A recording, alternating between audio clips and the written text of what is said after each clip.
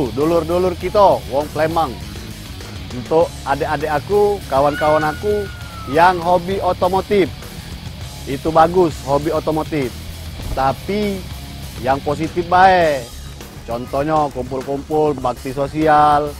Yang lain-lainnya enggak pulo, asak positif.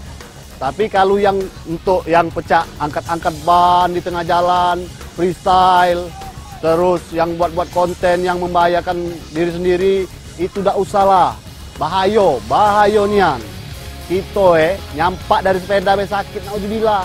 Apalagi dari motor ngebut, saro gitu. Ingat lur, hidup nih pakai ini, jangan pakai ini.